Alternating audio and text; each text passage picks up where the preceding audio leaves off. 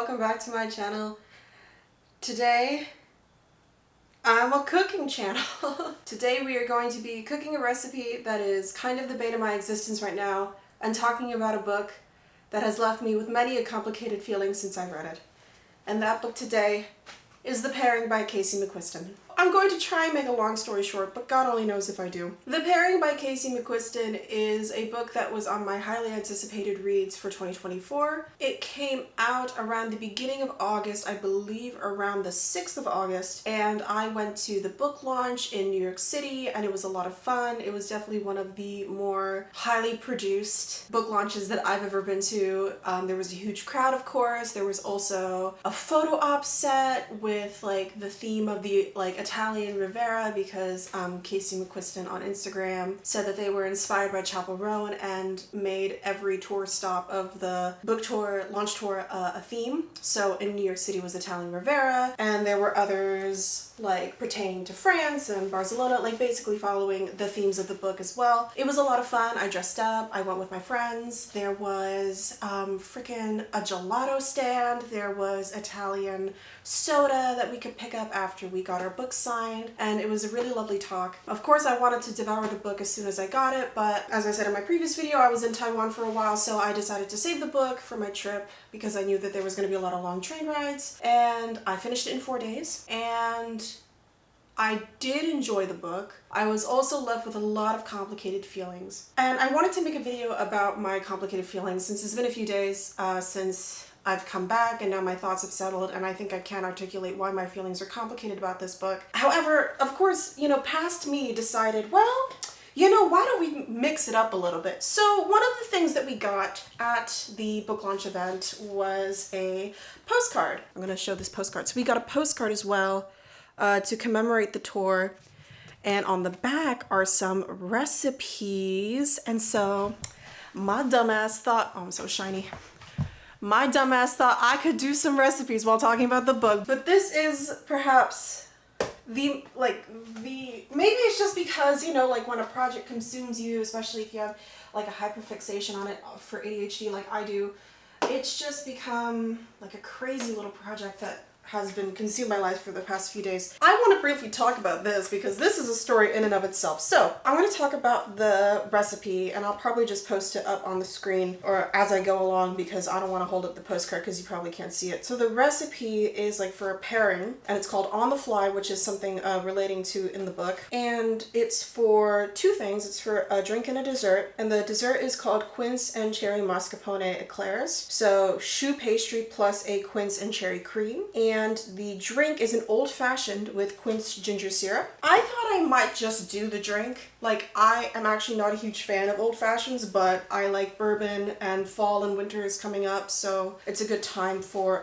hot toddies. I do like a good whiskey sour, just old fashions I'm not a huge fan of. But then, my dumbass thought, you know what, let's do something challenging. Choux pastry, I've never done it before, but maybe I could do it. So the number one thing about this recipe that gave me a headache for a few days was quince. Now, if you don't know what quince is, it's this type of fruit that's like a cross between an apple and a pear, like a tart apple. It kind of looks like an apple as well. The thing is that it is not very easy to find because it's not the most, common type of fruit to have. It's very tough. You can't really eat it raw. And this recipe calls for quince jam for the eclairs and quince ginger syrup for the old-fashioned. It does give you a recipe for the quince ginger syrup, however, it does not give you a recipe for the quince jam. And then, of course, my dumbass thought, oh, I'll make the jam.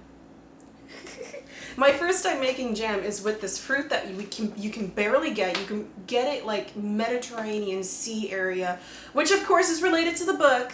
The Europeans love their quince. I could go for a nice white wine right now.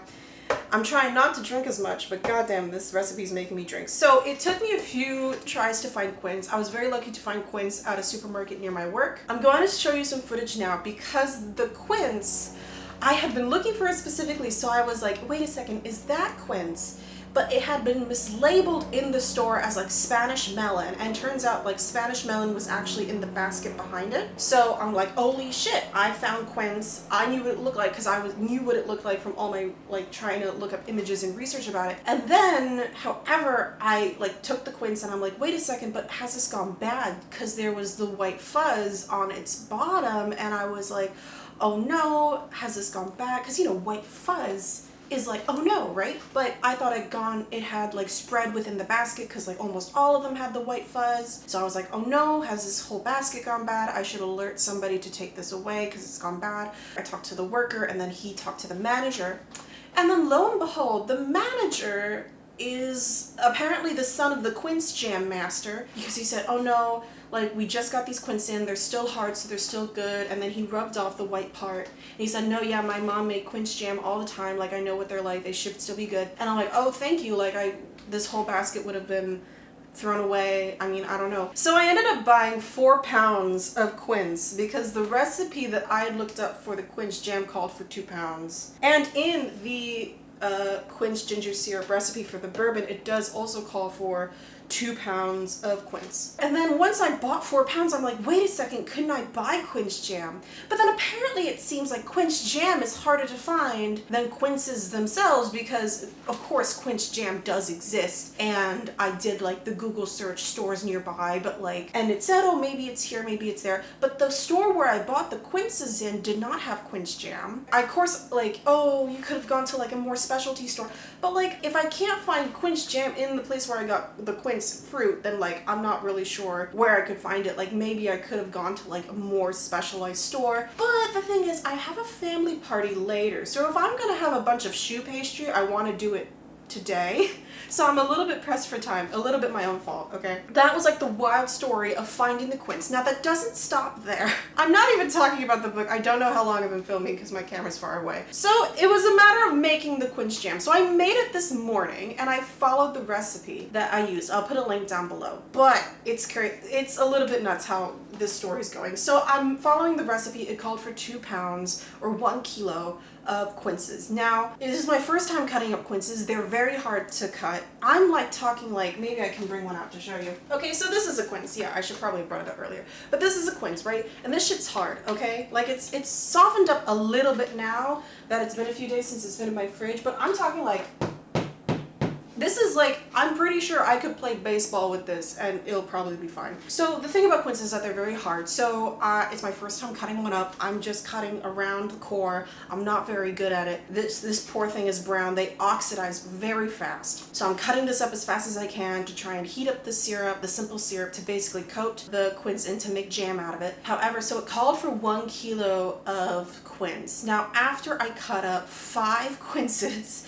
which added up to 1 kilo, after I cut them all up, it only came up to 680 grams of quince fruit. So I was like, okay, so I should probably adjust the ratio of water and sugar, because even though it's my first time making jam, I have like some very basic jam knowledge that it should have like a ratio of sugar and water to fruit. So I readjusted the ratios to match how much quince that I had.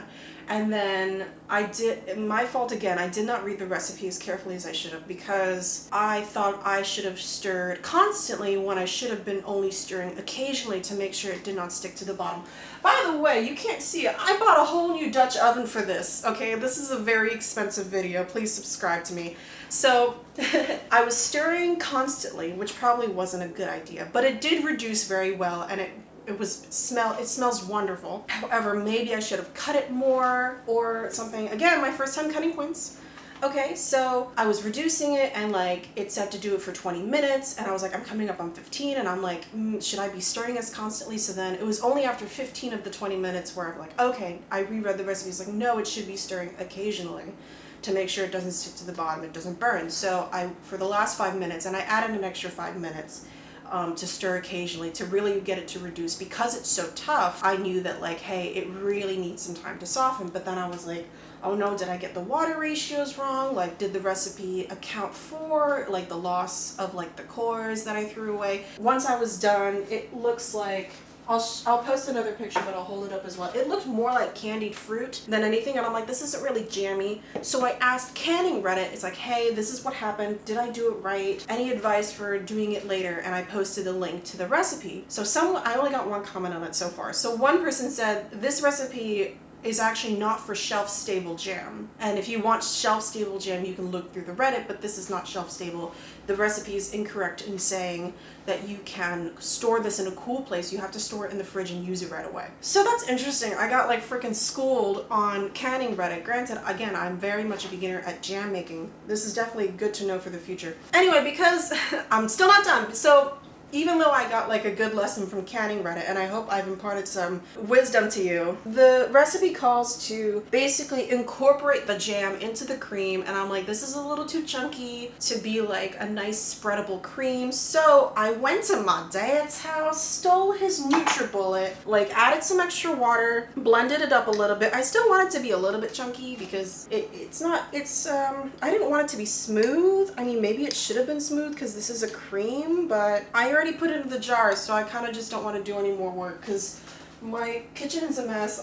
My sink is deep, but it's small. So this is what I've ended up with. You could say it's jammy. It's spreadable, definitely. It smells amazing. Like, dude, this would be perfect for an apple pie.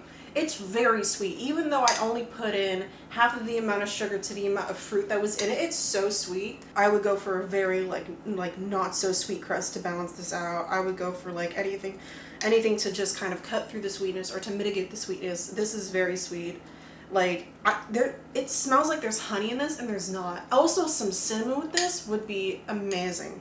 I should probably have gotten some cinnamon. Anyway, that's my long ass tirade with Quince. Now, guess what? There is now not a long ass tirade, but a kind of long tirade about cherries. Because, oh, you're wondering, Grace, why are you doing a tirade on cherries? Aren't they more common than quinces? Yeah, they should be more common than quinces, but they're out of season now and nobody has them. The cherry growing season for New York is from June to August. It is September. So I can't even do this recipe as printed on the picture or the postcard because there's no more cherries in New York. I don't know.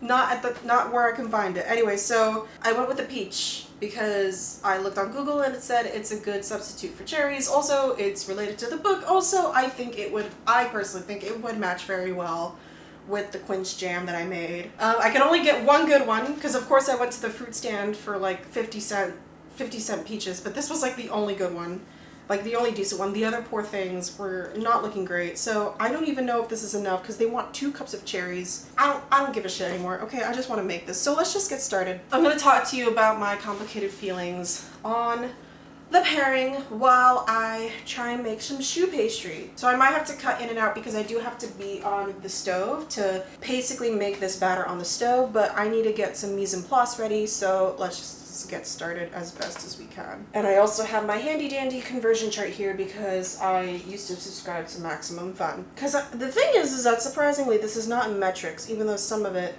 is in metrics and some of it is not.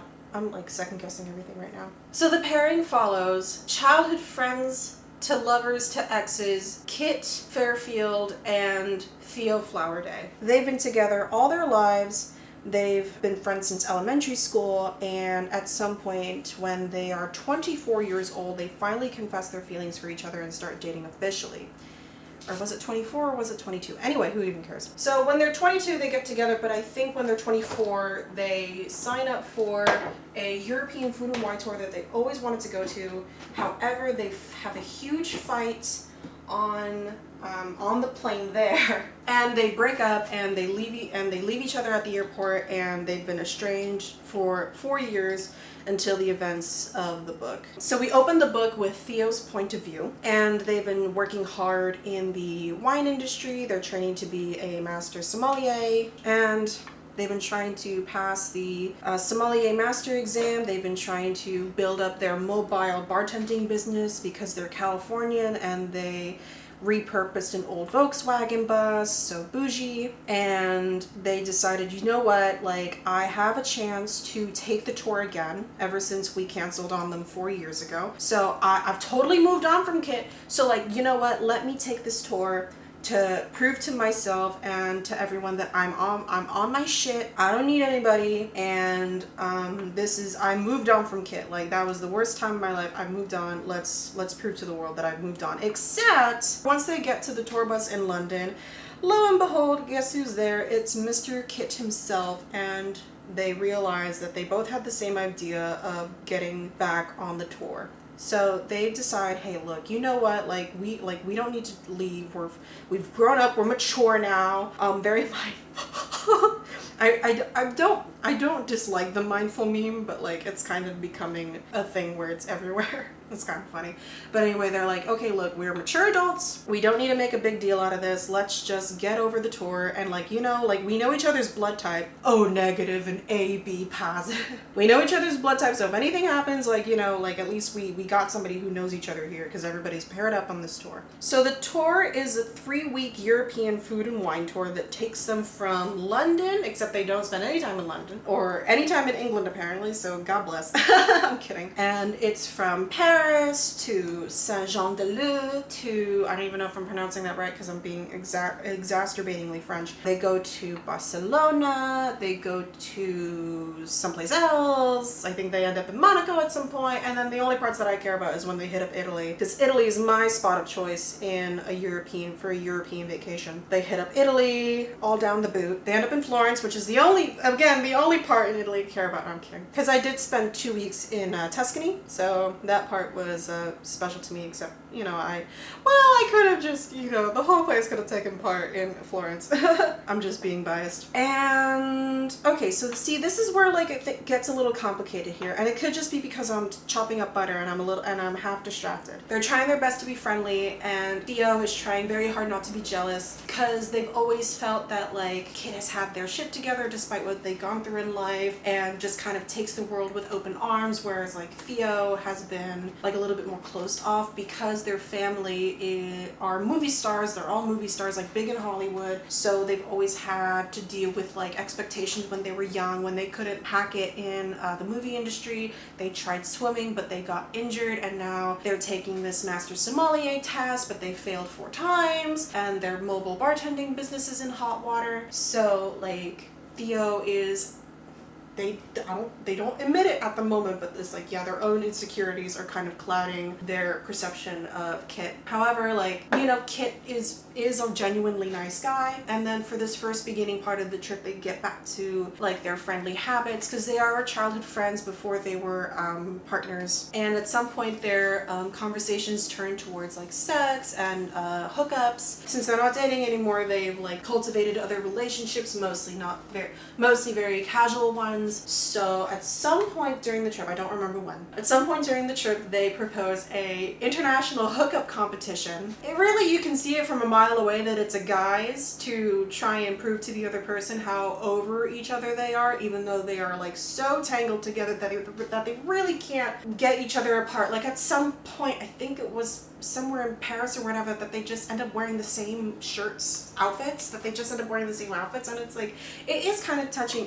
In that way it shows, you know, like, in the ways that, like, you and a partner or you and a friend who've been friends for so long have just kind of adopted each other's habits and quirks and, like, stuff like that. So at some point they propose, like, a hookup competition, and you know, on paper that sounded really cool, but I guess I struggled with it in practice, because I guess when I was anticipating this book, I thought they'd be more bitter against each other, so it would be less like pining while having sex with another person, and more like having sex with one person while having hate sex with the person you are bitter against, you know what I mean? However, because they're pining so hard, it just feels kind of sad. And I just feel kind of bad for the person that they're hooking up with. Yeah, they have their hookup competition. In between those, they're catching up with each other, learning, like, what their lives have been like since they broke up the first time. At some point, again, because I don't remember,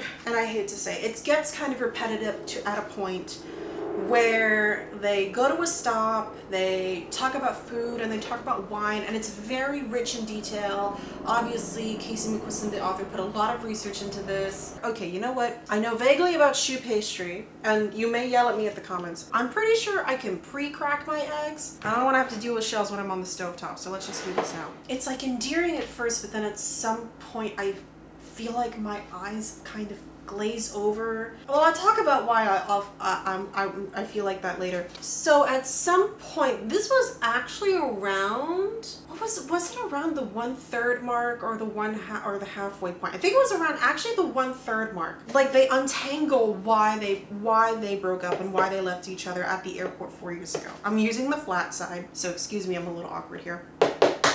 So the context behind their they're leaving each other is revealed. So yes, they had a huge fight at the airport. Okay, sorry, my internal temperature battery keeps going up. Again, maybe I need to figure out a better solution than this ring light. But anyway, I broke open the eggs. I did split the yolks. I would not survive in pastry school. I don't even know where I left off, waving a knife around as I cut these my cherry substitutes. This one peach. I don't even know where I left off. Okay, so the reason why they broke up is because, yes, they had a huge fight on the plane because, justifyingly, and I agree with Kit, that Theo, you read about it as they are in their POV, is that like they've had a lot of failures in life. They've also had a lot of expectations set upon them. So they've really kind of struggled in the box. However, Kit makes a point that at some point he feels that Theo is getting in their own way. It is in regards to they've had this childhood dream of opening a restaurant and Kit took it really seriously. However, because of their history and because of the things that they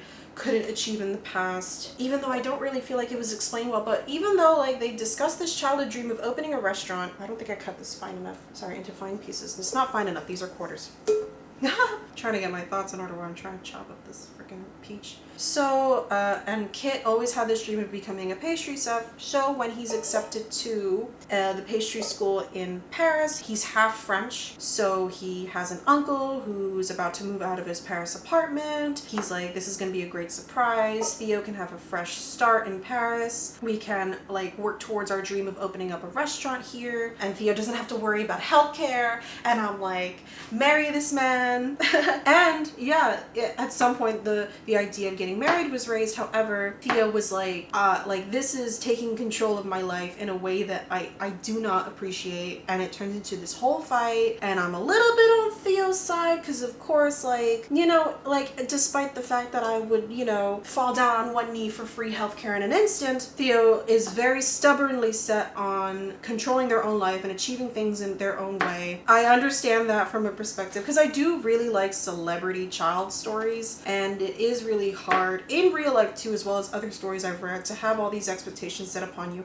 I wish it was explored more, and to be honest, like spoilers for ahead of the book, this is a dual POV book, and at some point this does a complete switch from Theo's point of view to Kit's point of view. It's not alternating POV. It's like first half is Theo's POV and the second half is Kit's POV. And I kind of wish it was either alternating POV or just Theo's POV, because we'll talk about it later, but I don't think Kit is as fleshed out a character as Theo is. But that's the fight that they had on the plane, and when they land in London the first time, they part ways, and Theo thinks Kit has left them, but in actuality, Kit just needed some time to himself, and Kit thought Theo left him because he reveals that Theo sent Kit a picture of his own plane ticket back to the States, when in actuality, Theo bought tickets for both of them to return back to the States, but they had accidentally texted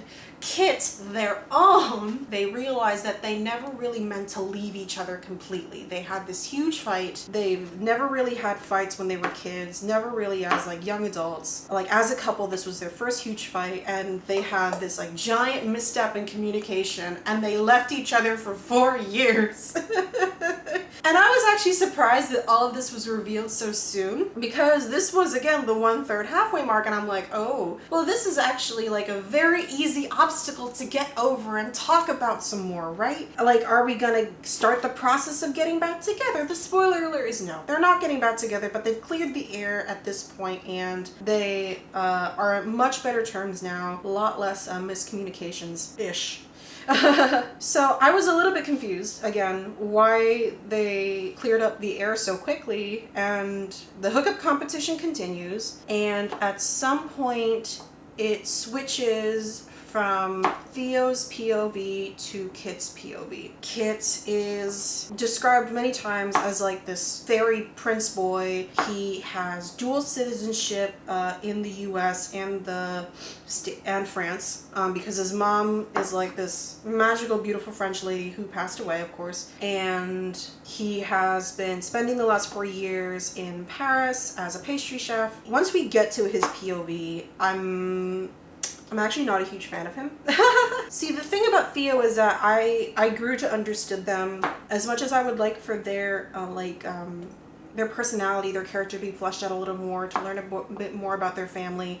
We got something. With Kit, we do get things, but I don't think they were enough to warrant a whole POV section. Am I cutting this too big? Fine pieces. I'm cutting this into like inch cubes. So at some point, I'm gonna switch over to the stovetop. I'm not gonna film that because like there's gonna be steam and stuff. So I'm gonna try and wrap this up as soon. I'm gonna try and wrap this up. So I'm not even done with the plot. I want it to be done with the plot. So once we get to Kit's POV chapters, I think, where were we in the story? I don't remember where we are country-wise.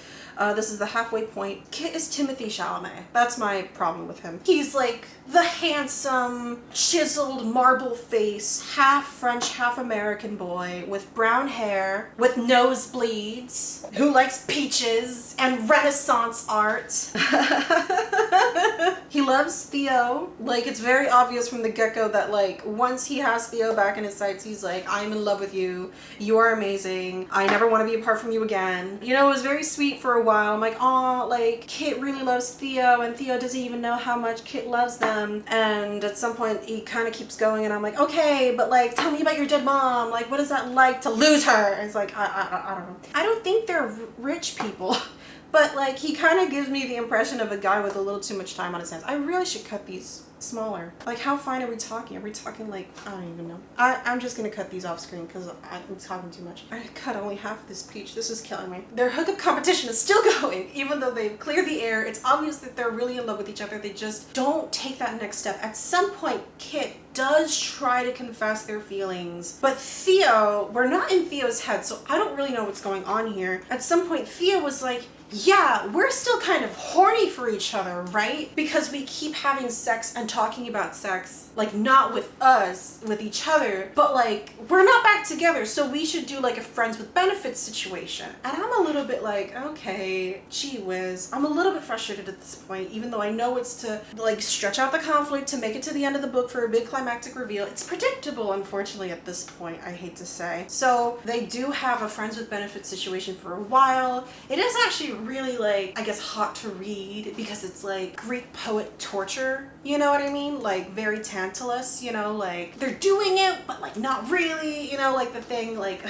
and it's like just like they're trying to like find a way to toe the line. Okay, I'm gonna try and wrap up this thought as much as I can because I'm almost done chopping this peach. My poor internal battery keeps going off. Okay, so I'm gonna wrap up this thought. It's just that I don't feel like Kit is fleshed out very well enough, and despite the fact that like there's sex scenes when they have these rules imposed on each other to try and protect themselves from getting back together, like it is still kind of hot because it is sort of like a forbidden kind of love going on. Again, at some point though, it's frustrating because it's like there really is nothing stopping them from getting back together other than their own inhibitions, their own hang-ups. Like, what, I don't even have a word for it. Like, what is stopping them from getting back together? Was it like the thought of like losing each other again? Was it the thought of getting hurt again? Probably, but it wasn't really clear at the time. Like, I can guess now that it was probably one of those things. At some point, one of the rules of their hookup competition because it is still kind of going on despite their friends with benefits situation right now, is that they have this hot Italian tour guide named Fabrizio. And it's basically like extra points if someone can bag him, right? I do remember this at the Naples stop in Italy. It's where Fabrizio lives, so he invites Kit and Theo to his apartment. It's kind of funny. They think it's a threesome and they're like, ooh, like, what do we do? They get prepared, so to speak, and they go to Fabrizio's apartment, only to find that he's married to a wonderful lady, and they have dinner, and like a condom falls out of their pocket, and they're like, oh my god, you guys are back together. Because at this point in the tour, this is towards the end of the tour, everybody is shipping Kit and Theo to get back together. It's like, oh my god, you guys are getting back together and you're gonna make sweet love. And it's like, well, no. It's like, oh, you thought it was me who tried to invite you. Oh, that's so touching. And then his wife is like, Fabrizio. A very like sitcom couple. It's very sweet. But I do actually really like Fabrizio as a character. He is there to guide them and is there to like help Kit get over his shit. Because at this point there were a lot of convenient contrivances that was like stopping and starting Kit from officially confessing his feelings. There was a guy that looked like his dad in the distance once, and he thought about his parents' relationship. It wasn't bad. It was just like, oh, did my mom ever feel like she was trapped when my dad relocated our family from France to the US? I was like, wow, conveniently a guy looks like your dad, and now you're second guessing this. But Fabrizio like talks to Kit and is like, look, like my wife was gonna get married to another man, and I was so in love with her that I did not tell her how I felt. I just wanted her to be happy, and this guy was like richer than me, and her family liked this guy more than me. But she was like, Fabrizio, like she like left the altar and was like, Fabrizio, you idiot, I only love you. And then they've been together ever since. Fabrizio comes up with a good point that like, Kit, if you don't tell Theo your feelings, you are taking away Theo's choice to accept them or not, to accept your feelings. So that was actually very touching. I was actually genuinely touched at that point. Finally, Kit confesses, and quite easily Theo is like, yes, I feel the same way. They go to Pound Town. They've officially a couple, and the whole group is like, hooray, you guys are back together.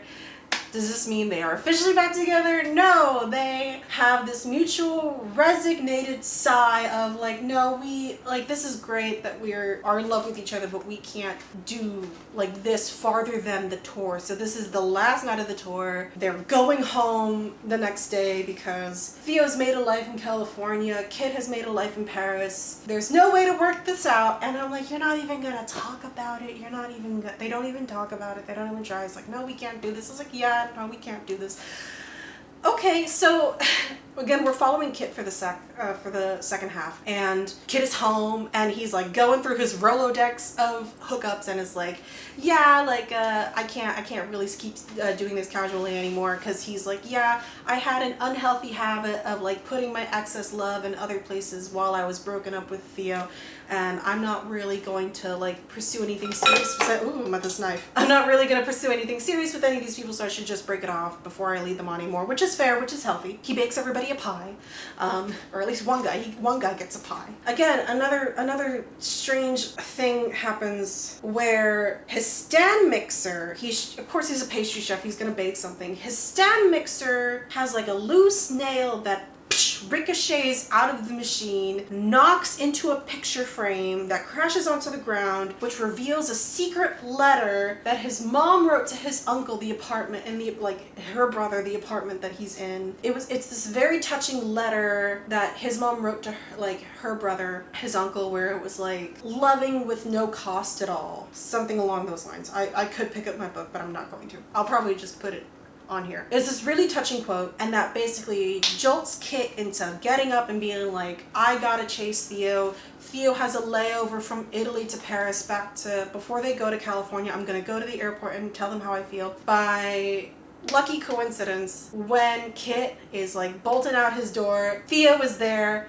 They crash into each other, and they're like, something about a letter that had blah blah blah. Kit's new address on it. We don't see Theo's like realization. I'm a little bit upset about this. It's like, what gets Theo to realize that they can't let Kit go? We got a stand mixer screw that crashed into a picture frame. Like, I don't even want to know what was Theo's thing. So they crashed into each other in like beautiful, like bombastic fashion. They're like, I can't let you go again. They have more sex.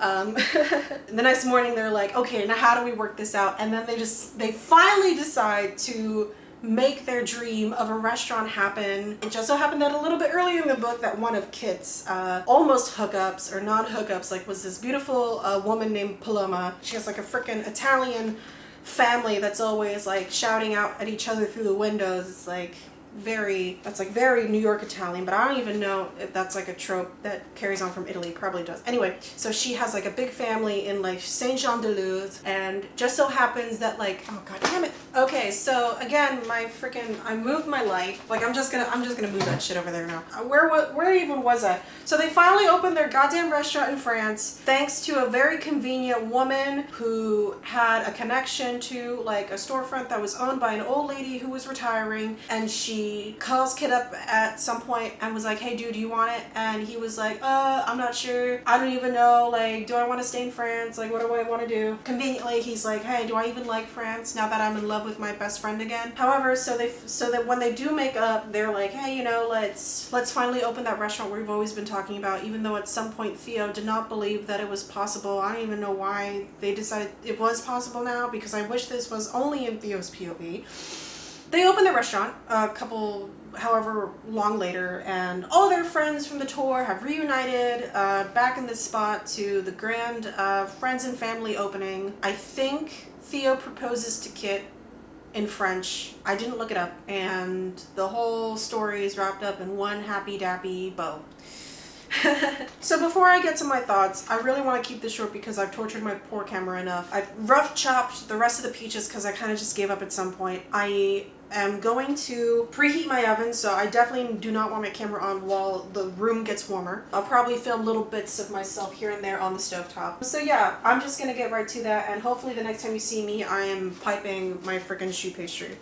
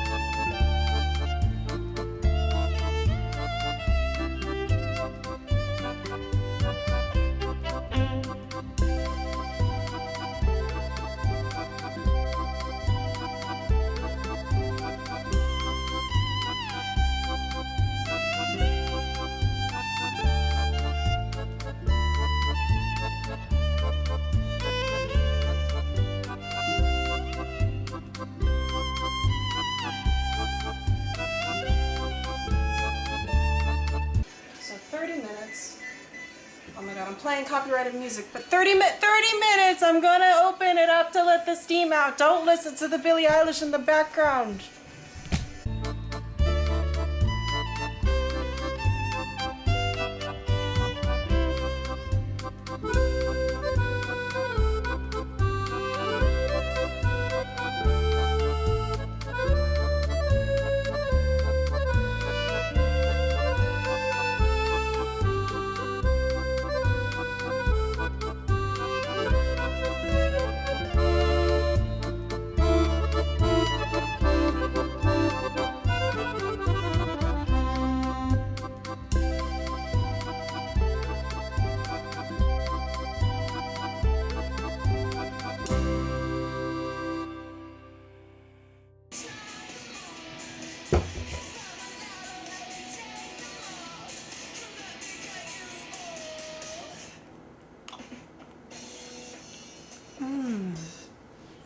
fuck, that's actually really good. Oh my god. If only these freaking choux pastries actually came out. Oh wait, you know dippers, dunkers. I made dunkers, you're welcome.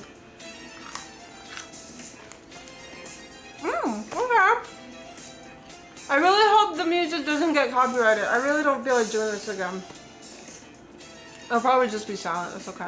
Okay, so as you can see, my choux pastries did not turn out right, and it really just goes to show that my measurement awareness is really bad. It is really bad. It's always been bad. I don't know why I didn't bring out a ruler, especially for my first time doing choux pastry. So it's supposed to be 5 inches long, 1 inch wide, half an inch tall. Is it a half an inch tall? It's just about half an inch tall. Okay, so half an inch tall and then 2 inches apart from each other. Mine, granted, even though they did puff up nicely and I thought they were just going to be burnt little sticks, are 4 inches long, half an inch wide, half an inch tall. So I tried. I thought I could measure it out by myself, but in my head, I just don't know what an inch is. But these taste actually really good. So I think we're onto something here. I mean, for my first time doing choux pastry, well, it could be worse. I'm just going to eat this cream cheese, or no, it's not cream cheese. It's mascarpone cream with peaches and quince jam. It's perfect for fall. Like,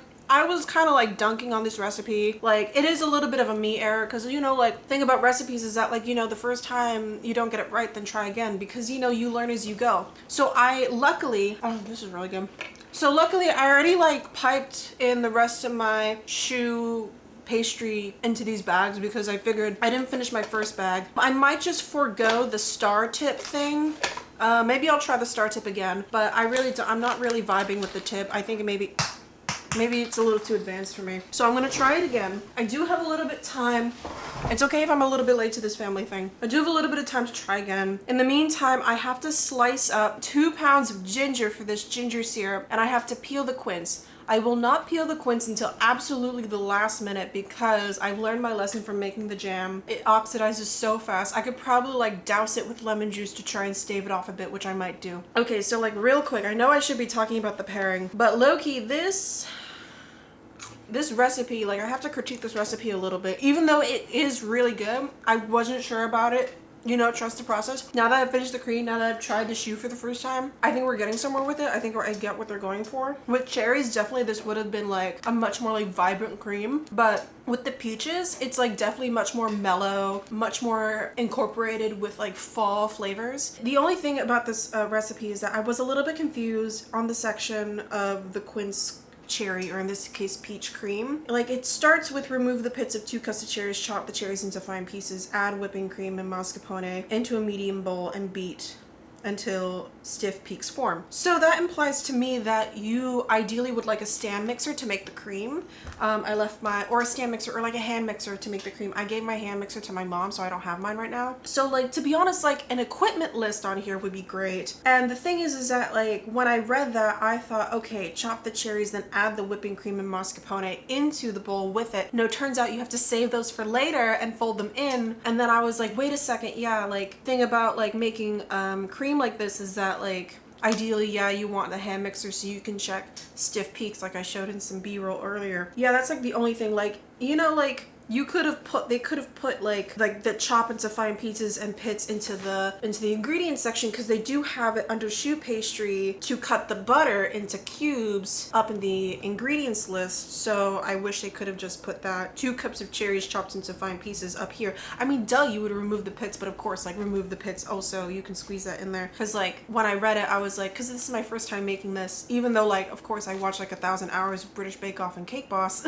I'm not an expert. This is my first time making this.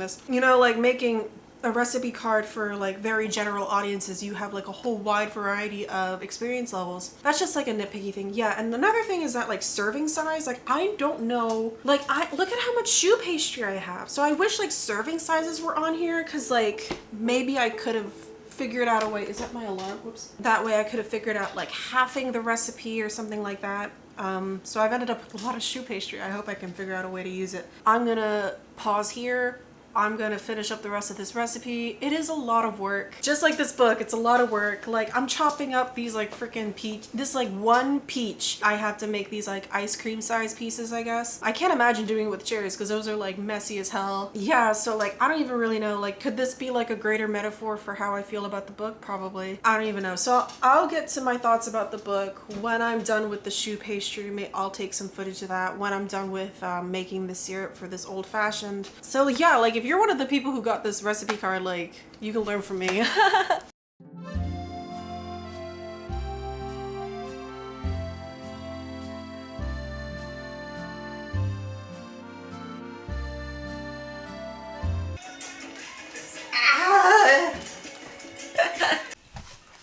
Dude, I am so tired of chopping ginger.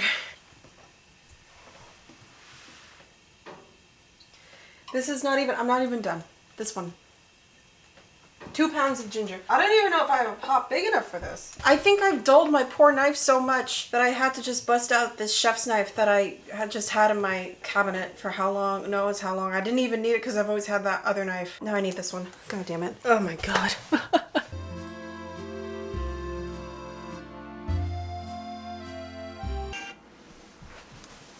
My pup can't fit all these pounds of ginger and quince. Yeah, I'm just trying to illustrate my point. Shiny ass forehead. Okay, I really just gotta go to this party thing. My second batch of choux pastry came out nicer, but it's still still just fresh out of the oven, very hot. And you know, maybe this is all just some big metaphor for this book.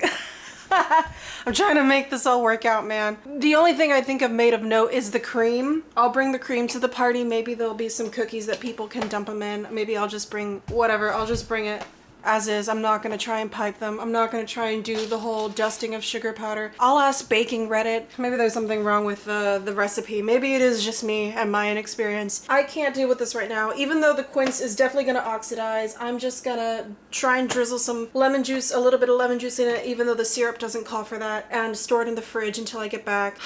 I'm so tired, man. Why did I do this to myself? Why did this recipe do this to me? Is it because I let my own hubris get to my head, or is it the recipe that drove me to this madness? I don't know, man. But I just wanna be cute, okay? Okay, I'll see you in a bit. This is the weirdest, stupidest video I've ever done. Hello, I'm back from the family event I attended tonight, and the Eclair Dunkaroos and peach and quince cream was a success. I'm tired, but I have freaking 4 pounds of ginger and quince to deal with, and I kind of want to deal with it now so that way I can cook the syrup tonight and let it cool overnight, and then I can work on it and then I can build the drink tomorrow and finally get this video done. Turns out my uncle had been growing a quince tree in his backyard this whole time. So what did I spend $10 for? Anyway, no, I'm kidding. I have no idea what's in his soil. Dog poop or something. Anyway, that's my deal for the rest of the night. And yeah, then we'll see what this drink is about. Maybe we'll do a third attempt on the eclairs because my other aunt gave me some ideas on how to improve the recipe. Also, it might just be that homemade eclairs just look like that, and maybe I am kind of getting to where it is, but it doesn't look anything like the picture on the recipe card, so I have no idea. So I'm gonna do a third attempt. Third time's the charm. Use up the rest of my peach and quince cream, and then we'll see how this finally goes, and I can finally talk about the rest of this goddamn book. Good morning. It is day 2 of this endeavor to try and tackle these recipes instead of talking about this book. Just a really quick update. 2 things. 1, I didn't finish the ginger quince syrup last night because I was so tired after this family party, and it just wasn't reaching the right amount that the recipe said to expect. So the recipe called for 2 pounds of quince and 2 pounds of ginger, 5 cups of water, and half a cup of honey and half a cup of sugar. But my pot could not fit 4 pounds of quince and ginger. And also, after cutting up all the quince, I only ended up with 1.4 pounds of quince. So I went with 1.4 pounds of quince, 1.4 pounds of ginger. Now I have like half a pound of ginger in my fridge. At least it's sliced up, so maybe I can make my own ginger syrup. And then I readjusted all the rest of the ingredients to match the ratios to make this syrup. In the regular recipe, it said to expect 1.25 cups of ginger left. So based on my calculations, I should have only ended up with 7 ounces of ginger syrup. I have ended up with however much this is. I can't lift it because it's still hot. Let me show you. I've ended up with however much this amount is. I added this label. I measured out water to expect this is 7 ounces. I think I have like probably 14, a little bit over 14. Ow.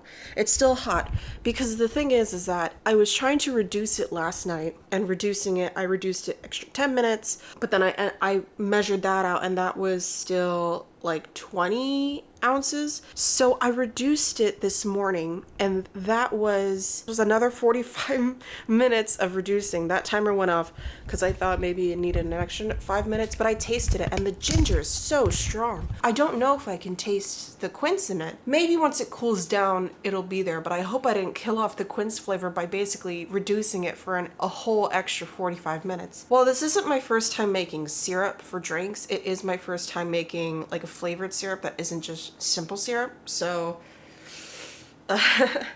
second update is that I asked Baking Reddit this morning on how to improve my eclairs. I got 2 comments on it so far because I only posted like an hour ago, and one person said, maybe your oven's too hot, maybe you handled the dough too much, which is fair because it's my first time making choux pastry. I knew like when I was making it that like, oh no, if I overhandle this will probably be a problem. My oven too hot, that could be fair because I don't have an oven thermometer, so it could very well be that. So maybe next time I'll do the next batch, I'll lower the temperature. Another person said that they've never used water in their choux pastry, and I looked up other choux pastry recipes. Some of them use milk, some of them use like a combination of milk and water. This poster said they've never seen just water, so I don't know if that's a factor as well. They also said they've never done the thing that the recipe calls for, which is opening it every 5 minutes towards the end. So I don't know if I explained that. In the recipe, it calls for, it's a 45-minute baking time, but at the 30-minute mark, you open it to let steam out. And then again at the 35-minute mark, and again at the 40-minute mark, and then 45 minutes it's done, take them out. They said they'd never done that either. A family member told me to spritz it with water, so maybe I can just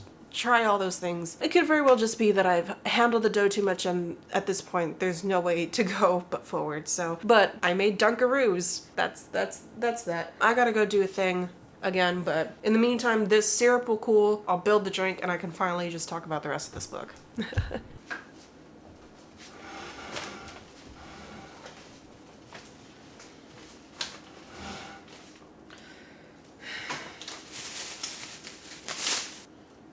Do you know what this is? This is quince jam. So I was doing my thing today, and as I was coming home, I noticed, hey, there's this new market that I haven't gone to yet that just opened in the neighborhood. Maybe this is a good time to check it out, because there was some little thought in my brain that said, hey, Grace, maybe they have quince jam there. It was a new Mediterranean European gourmet market in my neighborhood. And guess fucking what? These beautiful sons of bitches had quince jam this whole time. I also got this oddish planter. It's cute. I fucking hate it here.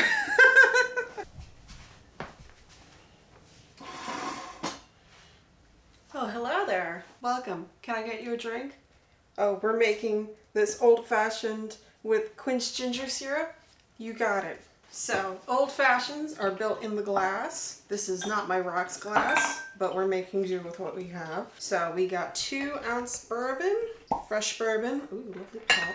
Got my jigger here, because I had a phase where I was really big into bartending YouTube. I still am, and I like to make drinks at home. That's definitely a very bartender appropriate spill. I'm not professional, but I did take a class once, and it's very important to drink responsibly. Okay, so we have, wow, a freaking 1/4 ounce of ginger syrup. Okay, so admittedly, all this work for a 1/4 ounce pour. God, I don't even know. This is a half. You know what? This is a half. This is a 1 ounce. Oh, Jesus Christ. I'm not prepared for this. Ah, my towel. Okay, so I guess I'm using a freaking teaspoon, like a bar spoon of this ginger syrup that I worked so hard for. 3 dashes of Angostura.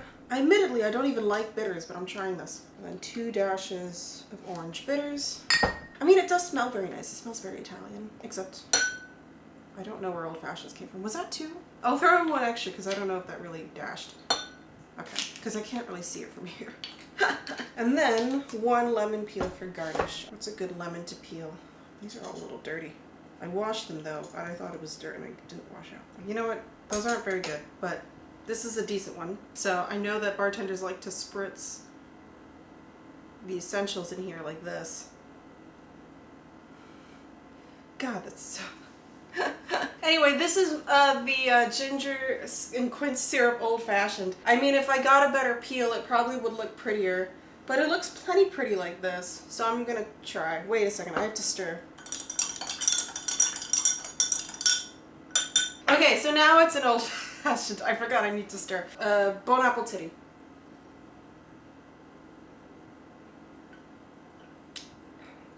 It tastes like an old fashioned.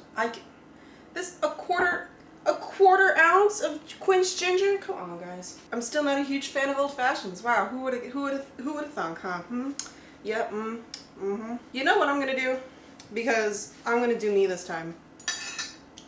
I'm a huge fan of dark and stormies, so I'm gonna make, I have no idea if this has been done before, probably not. I'm going to try and make like a variation of a whiskey sour, and then maybe I'll just try a whiskey sour later, but I only have 1 coupe glass. So I know that whiskey sour is simple lemon and whiskey. I have lime because I like dark and stormies. Let me double check the recipe, and I'm gonna make this, see how this works. Experimentation in the process. All right, so I have my coupe glass that's been chilling in the fridge. I am so bartender YouTube right now. Okay, so I'm gonna replace this simple syrup with 1/2 ounce of ginger syrup. So I'm gonna try making this like rum sour, and like this is probably totally off the mark here, but let's just try. We're gonna replace 2 ounces of bourbon with 2 ounces of rum instead.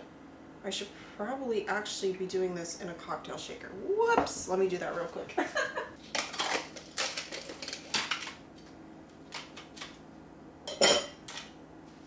Again, 2 ounces of rum and 3/4 fresh. I'm going to switch it out with lime because I'm feeling, because with the ginger, it's a really good dark and stormy. Freshly squeezed because I'm bougie like that. I think I got enough here. So it's fresh, and it's freshly squeezed too, so no one can judge me. And then this is 1/2 ounce of syrup. Because I'm thinking like I might have misremembered like what my jigger ounces were. So this is... So I might need to add more simple to the old fashioned to make it fair.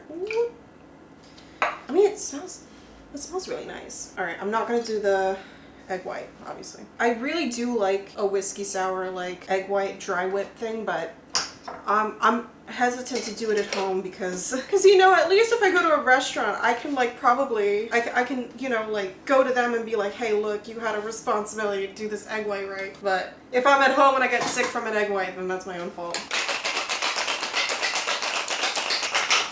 Okay, once it starts to hurt in my hands, that means it's ready. This is why I can't be a bartender. My hands are too, affected by the cold. And my hands are also too small, You know, because like professionals use Boston shakers, I think they're called. And like, I took a bartending class once for my old job, and I could not open the Boston shaker. Okay. Damn, it looks like a...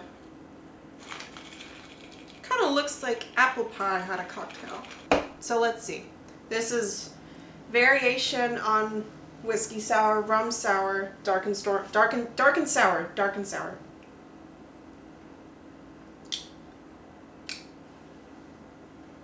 Not bad though. And I can actually taste the quince in here, I think. There's like a little bit of sweetness on the tip of the tongue when I swallow. Okay, that's actually really good. Oh my god. Oh my god.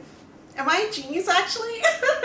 I really want to wrap up this book. Let's be fair, I'm going to add a little bit more syrup to the old fashioned because I think I might have like misremembered my jigger ounces. So I'm going to add a little bit more and stir it in. It's probably a bit diluted by now, which is fair. Because I'm still thinking like the bitters are very strong. Like if you, please drink responsibly. But bitters are very strong if you ever try this for yourself. Plus this has 2 different types of bitters. Like this is a lot. Okay, I'm going to deal with this mess later. Let's go to the office. There's a lot more natural light there.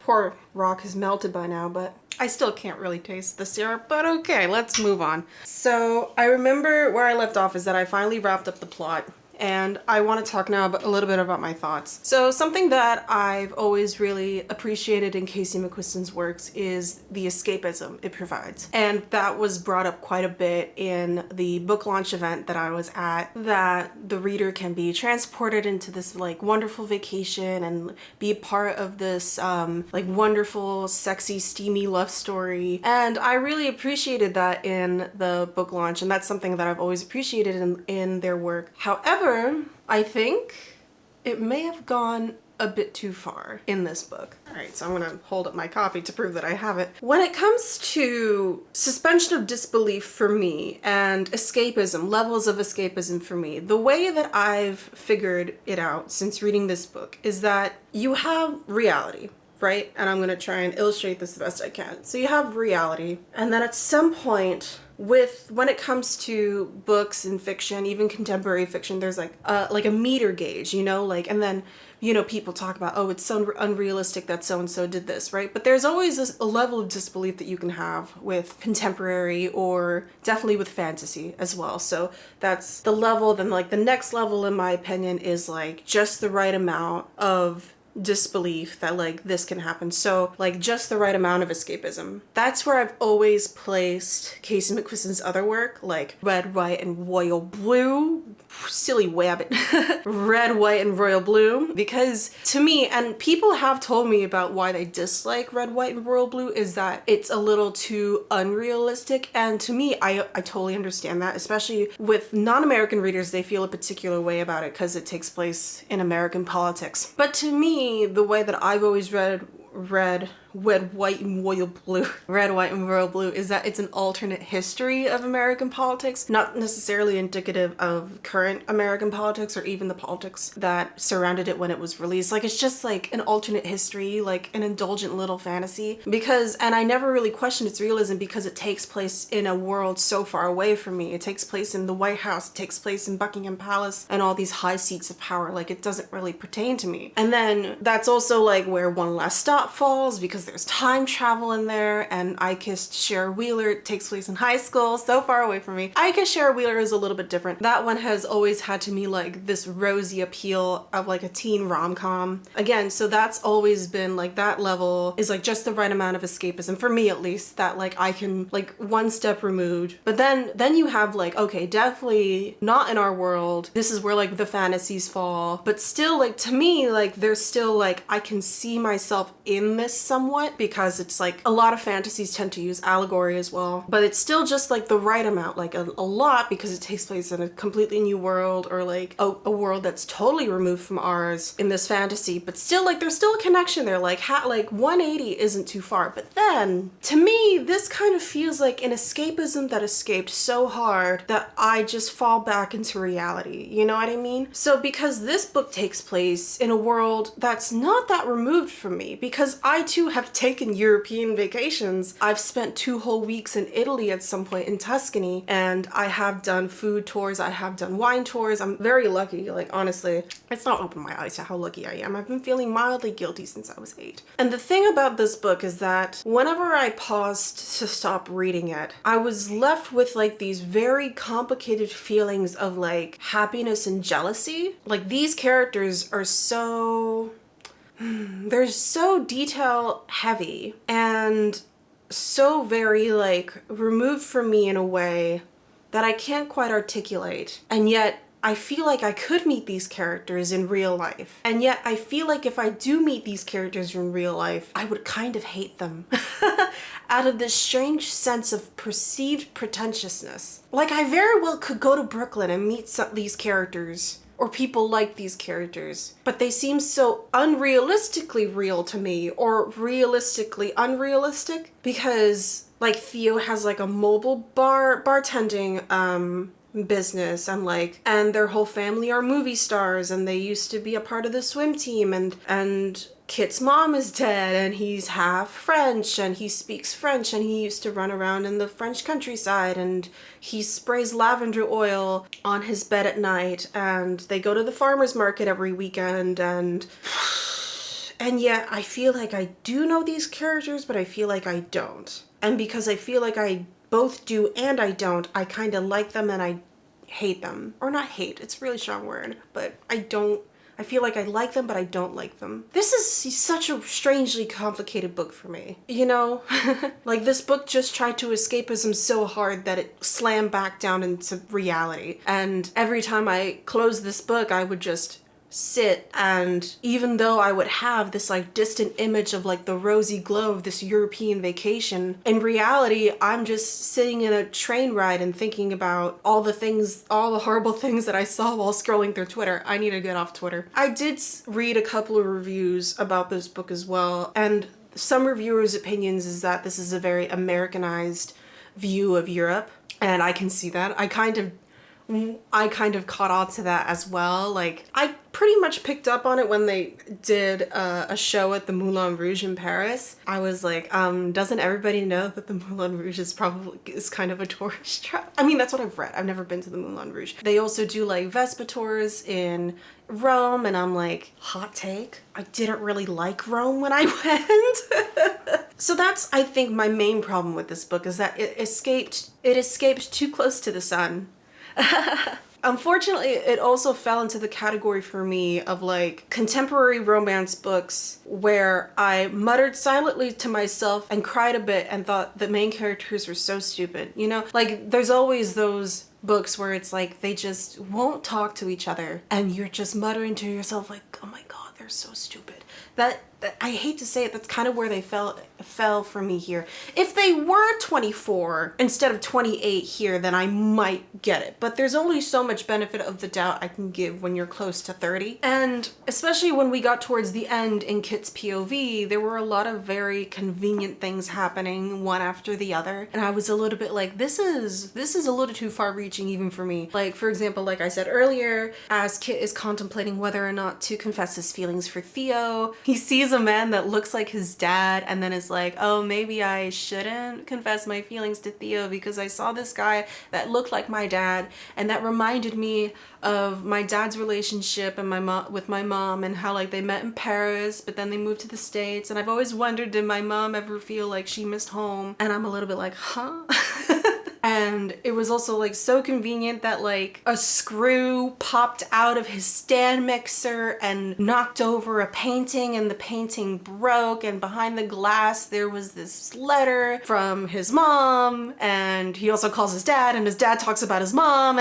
Also conveniently that a storefront opened up and they opened a store together at the end of it. I'm like, okay, we're kind of pushing the envelope. Yeah, because like all of these things happening like pretty much one after the other is a little bit nuts to me. It's a little bizarre. And I wanted to touch upon something that I remembered I said earlier, where like around the halfway 1/3 mark that they finally reveal that they didn't mean to leave each other completely. And like, yes, right there, that is like the crux of their conflict. But there was a point a little bit later when they were in Italy and they were like on this long ride together, and they finally talk about their fight on the plane, because that was the lead up to them accidentally leaving each other at the airport. And even still, like, it was something that the distance between talking about them leaving and talking about why they fought, I feel like that distance could have easily been a little bit shorter, because when it comes to stuff like rom-coms or even just contemporary romances, the question that I feel like I always think about as a reader is, why can't these characters get together now? What is stopping them from getting together now? For Red, White, and Royal Blue, it's like geopolitics and stuff like that. I don't even know. And like coming out and all that stuff and being a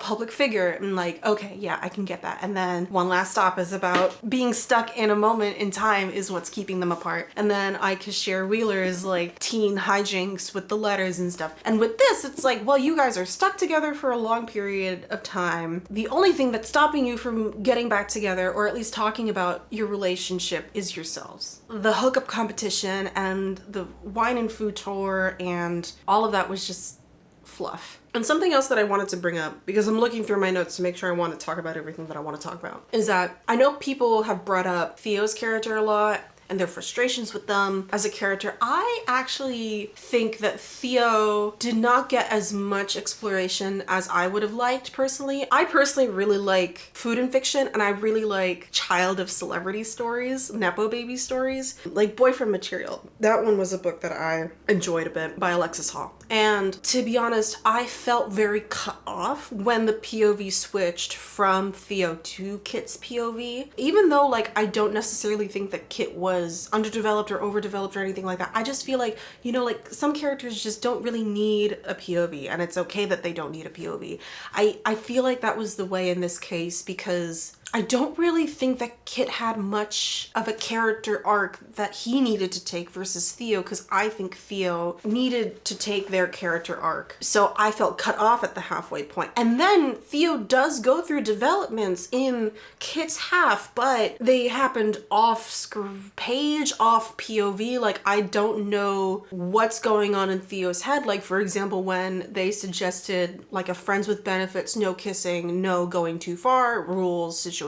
Like, what's going on in your head when you're thinking that? Because Kit is like, I'm in actual love with you. And what's going through Theo's mind where they're taking this information? Like, what? I don't really understand here. Like, how are they misinterpreting Kit's words? And what is going through Theo's mind when Kit really does confess this time and they very easily say, yes, I'm in love with you too. So I want to know their thought process, but it's all in Kit's POV. So I'm losing that there. I understood Theo in their POV, even though it was very frustrating. But you know, like, there's no such thing as a likable person every time. Like, so I understood them, even though I wish it was more explored, because we only hear from one of Theo's sisters. Like, what about the other sister? What about their parents? Like, I really want to know about their parents. Like, why couldn't Theo, or why didn't Theo want to pursue a career in the movie industry? I really wanted to know that as well. Like, was it like a terrible experience on set if they were a child, or when they were an adult? Were they just not very good at acting? And that's totally fine. Was it like bad press, like being accused of being a nepo baby to get roles? Like, there was some of that in there, but really not enough for me to like really parse Theo's character in a deeper sense.